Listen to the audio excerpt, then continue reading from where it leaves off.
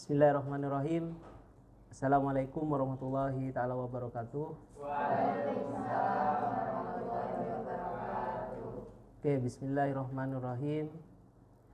Wal asri innal insana lafi khusrin illal ladzina amanu wa amilus solihati wa tawasaw bil haq wa tawasaw bis sabr. Perkenalkan, nama saya Ahmad Fawed Asy'ad.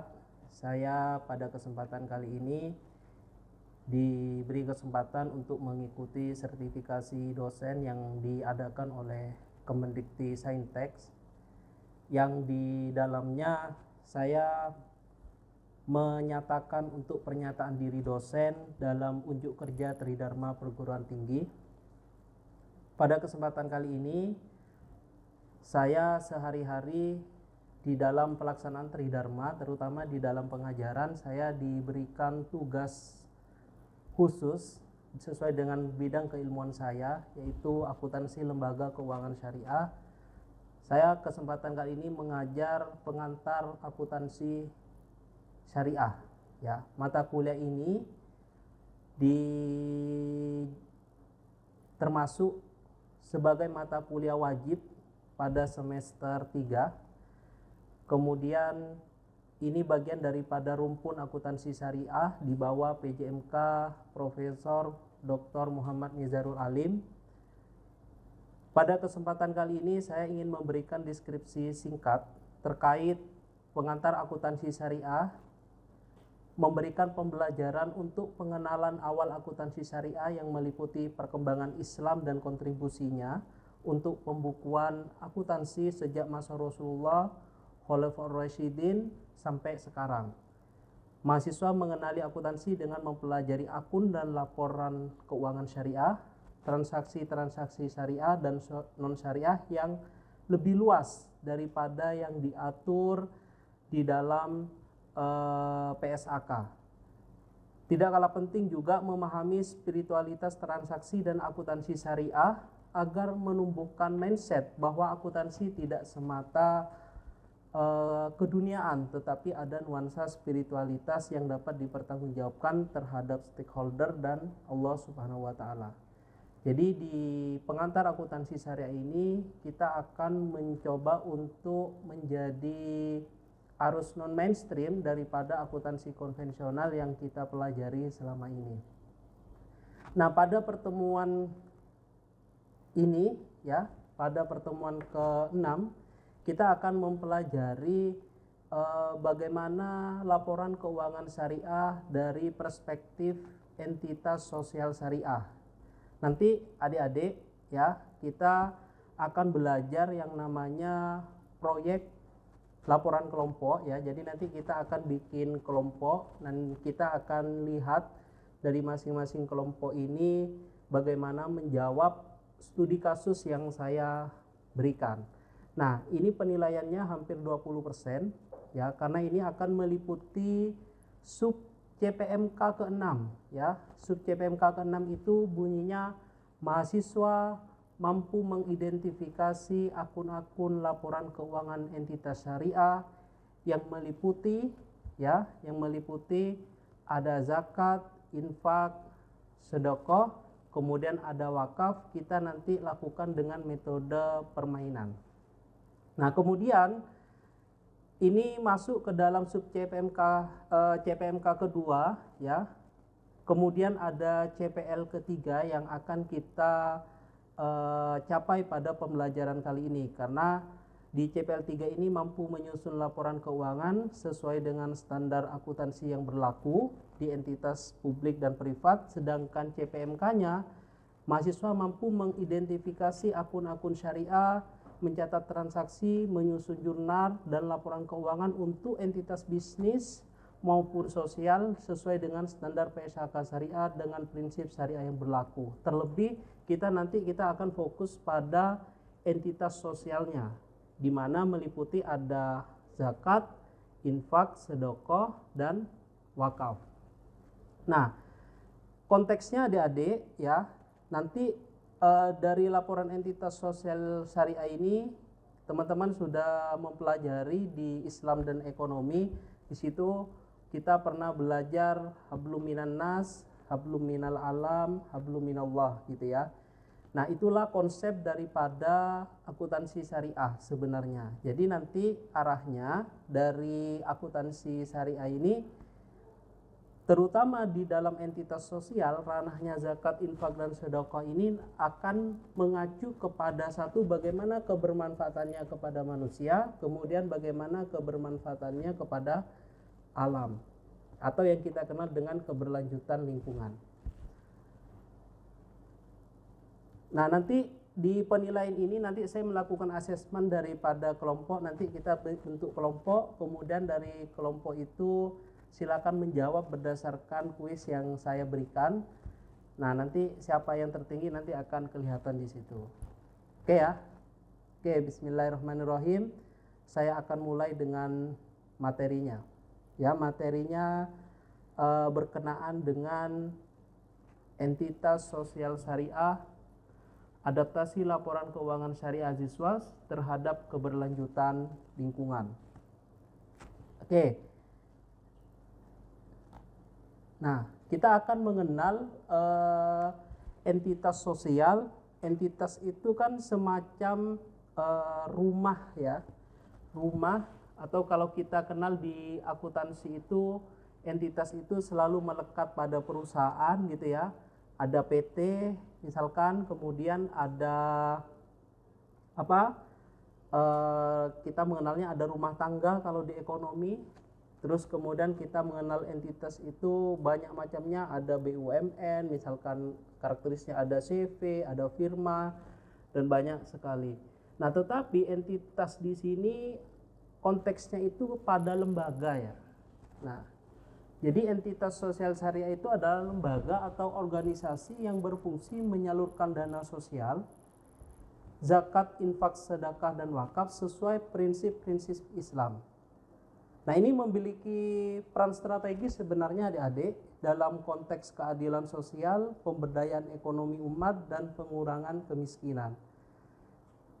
Nah, termasuk nanti yang akan kita kaji lebih dalam, bagaimana konteksnya terhadap keberlanjutan lingkungan. Ya, apakah selama ini wakaf ini sudah masuk ke ranah itu gitu ya? Karena di BWI itu, ya, BWI itu apa adik-adik? Badan Wakaf Indonesia. Kemudian ada Basnas. Kalau Basnas itu ada apa namanya? Badan Amil Zakat Nasional. Kalau Basnas ya, konteksnya itu ada di tingkat provinsi, kemudian ada di tingkat kabupaten, kemudian ada di tingkat unit ya. Nah, unit ini kalau kita kenal, teman-teman pernah kenal yang namanya LMI? Lembaga Manajemen Infak. Ya, oke, kita pernah kenal itu ya. Kemudian selain LMI kenal apa lagi teman-teman?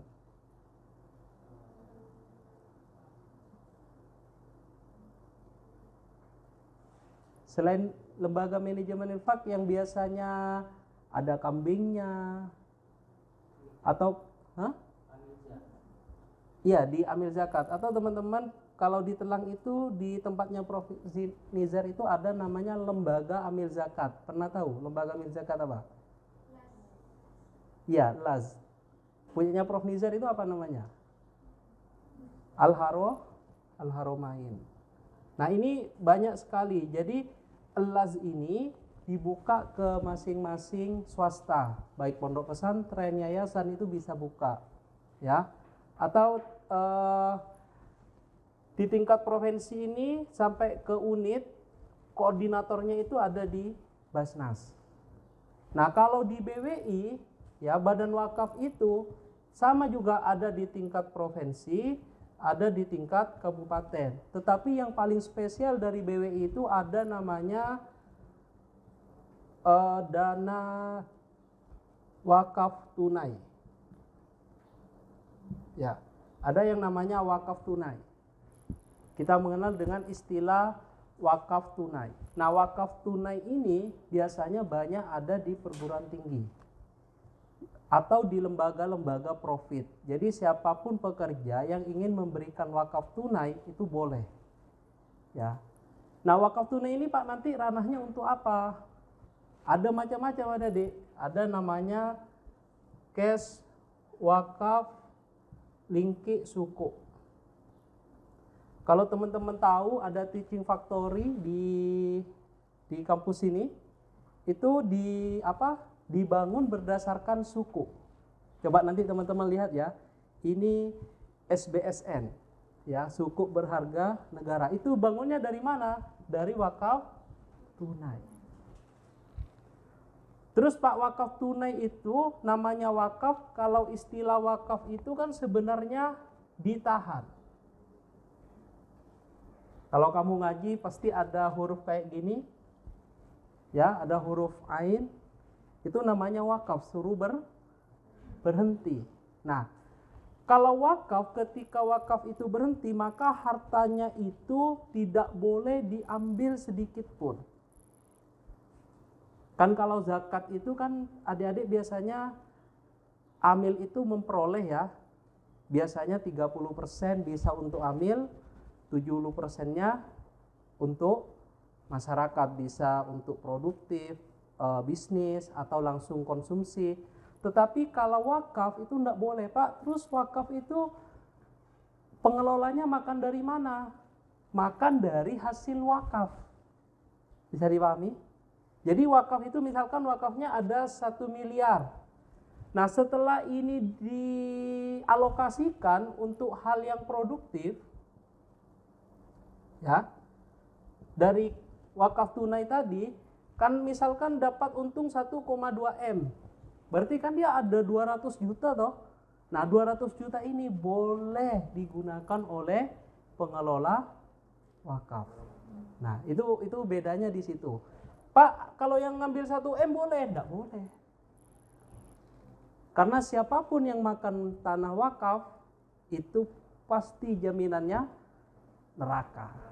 Gitu ya, hukumnya seperti itu memang. Tapi kalau zakat, ya boleh, kamu ngambil di atas 30% enggak masalah. Ya, tetapi kan lihat esensinya kesejahteraan itu bagaimana. Kalau ambil semua kan enggak enak gitu ya. Oke. Itulah entitas sosial yang akan kita pelajari, bahwa implementasinya bagaimana mendorong keadilan, pemberdayaan ekonomi umat, dan pengurangan kemiskinan. Tetapi pada kesempatan kali ini saya akan lebih mengajak adik-adik itu pada bagaimana fokusnya itu pada lingkungan. Nih, nanti.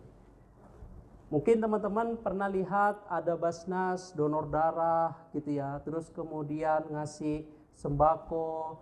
Misalkan teman-teman S1 itu, boleh kalian nanti ada namanya beasiswa skripsi. Ya, kalau tidak salah hampir 10 juta kalau tidak salah.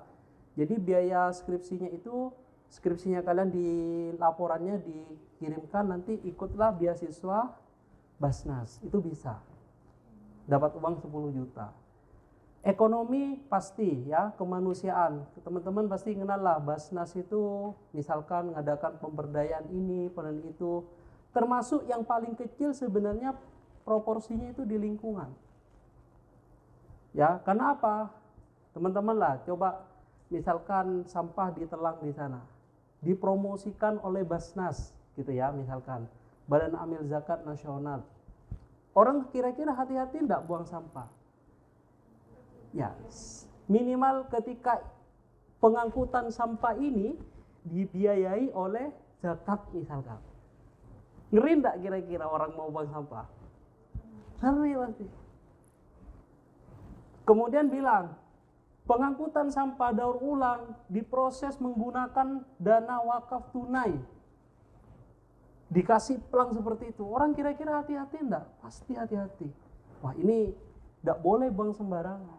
Karena ini wakaf, ini bisa kualat benar itu, karena akadnya di situ. Jadi kalau ada orang buang sampah sembarangan, pasti nanti akan kualat. Jelas itu. Karena apa? Karena uangnya itu adalah uangnya apa? Ini kalau kata Abu Bakar itu adalah salah satu termasuk dananya anak yatim. Ya, siapapun yang makan anak yatim maka ya tanggungannya ya begitulah ya. Maka tugas utama dari Basnas menghimpun, mendistribusikan, mendaguyakan ZIS secara transparan dan akuntabel. Pelayan zakat ini profesional dan syar'i. Nah, kemudian di Badan Wakaf Indonesia ini memang tadi mengelola wakaf itu ada undang-undangnya mulai tahun 2024. Wakaf itu harus dikembangkan menjadi wakaf produktif. Kenapa harus produktif? Karena dia tidak boleh ngambil dari pangkal daripada dana wakaf itu. Maka konservasi lingkungan, dan harapannya memang adik-adik di Indonesia itu kan banyak nih orang memberikan tanah wakaf. Nah, itu harapannya bisa ditanami kayu, gitu ya. Bisa ditanami kayu supaya lebih efektif. Nah, sekali lagi di dalam proyeksi laporan keuangan syariahnya itu nanti bagaimana lebih diadopsi kepada lingkungan. Oke, sekarang saya minta tolong Mas Sahrul. Coba Mas Sahrul, kamu mengenal lingkungan itu sejauh mana sampai sekarang ini? Kalau menurut saya lingkungan itu Pak, lingkungan di kuliah apa gimana Pak? Ya, lingkungan sekitar yang meliputi alam, sungai, apa yang kamu rasakan hari ini sebagai generasi milenial?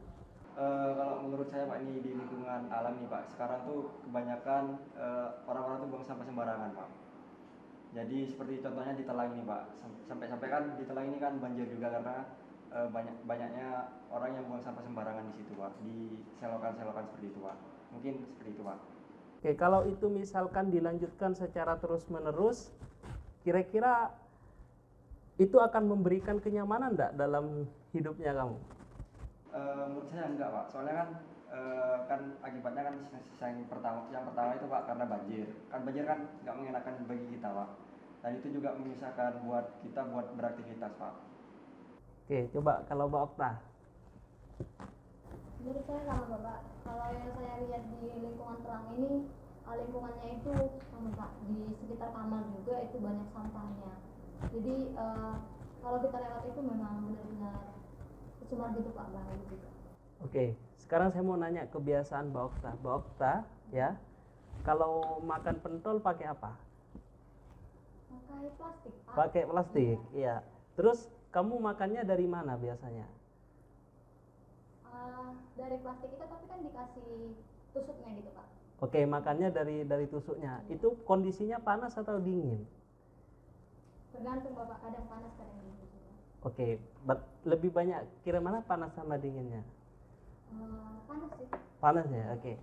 Nah, itu biasanya plastik kalau dikandung panas itu akan banyak mikroplastik yang akan masuk ke dalam. Maka sebenarnya nanti apa program dari wakaf tunai itu, ya kita harus mulai terbiasa lagi dengan penggunaan, ya misalkan kita bawa Tupperware gitu ya. Terus kemudian nanti kan ketika Tupperware-nya dibilang ini didanai oleh wakaf tunai. Kira-kira kamu ngeri enggak kalau tidak menggunakan? Kan begitu. Nah, itu harapannya nanti ketika universitas itu punya lembaga wakaf tunai itu bisa benar-benar mengurangi daripada sampah plastik itu. Nah, coba ya kita masuk ke ini, ke kasus ya. Coba teman-teman bisa dibuka gadgetnya semua, gitu ya. Ada kasus. Silakan bisa teman-teman masuk di joinmyquiz.com, gitu. Oke, sudah masuk, Mbak Yulia?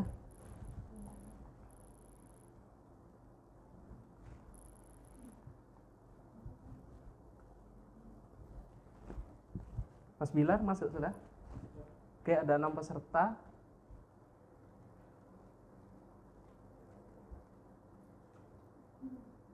Oke, sebelum dimulai nanti silakan masing-masing ini diskusi dulu ya, diskusi dulu di 3 ini, jangan dijawab dulu gitu ya. Silakan teman-teman nanti diskusi. Oke, sudah masuk semua 17 peserta?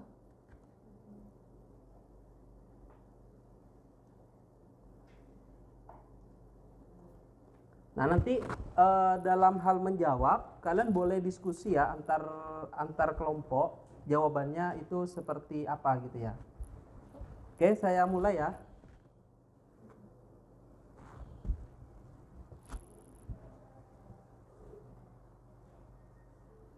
Oke, jawabannya boleh diskusi, saling diskusi ya.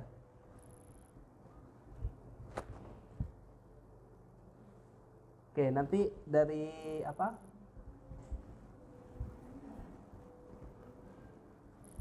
Oke, jangan dijawab sendiri, tapi dijawab apa?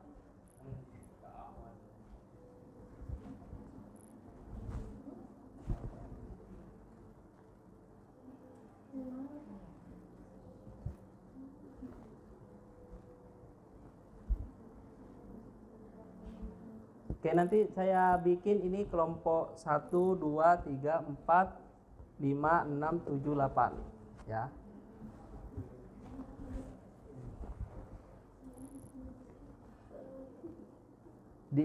Sambil lalu didiskusikan juga anunya, teks awalnya itu.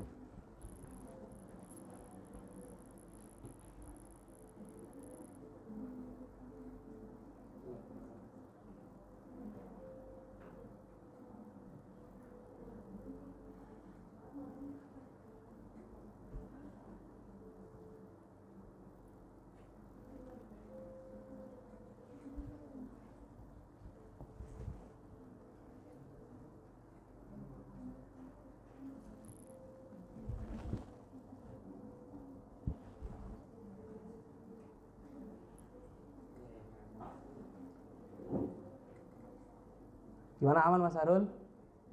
Aman. Aman.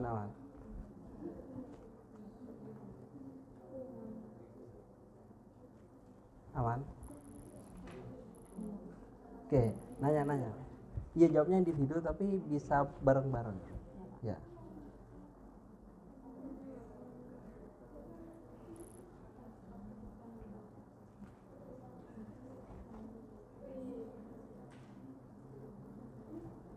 Oke.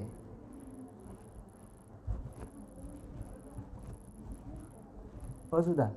Oke, sudah Bapak. Kalau sudah, siapa? Aisyah sama Ima. Oke, Aisyah dan Ima. Oke, ini bukan hanya menjawab tentang benar dan salah ya, tapi juga kecepatan. Oke, sudah? Sudah?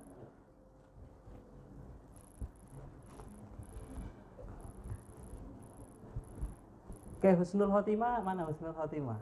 Kelompok berapa? Oke, kelompok 3 sama kelompok 5 ya. Karena siapa? Aisyah sama Ima itu kelompok berapa? Kelompok 5 ya. Oke. Oke, saya kira adik-adik sudah selesai asesmen kita. Jadi selamat untuk kelompok 5. Tepuk tangan. Oke. Dan kemudian yang ketiga ada husnul khotimah dari kelompok 3. Oke, selamat. Oke, jadi terima kasih banyak. Sekian dari asesmen saya pada siang hari ini.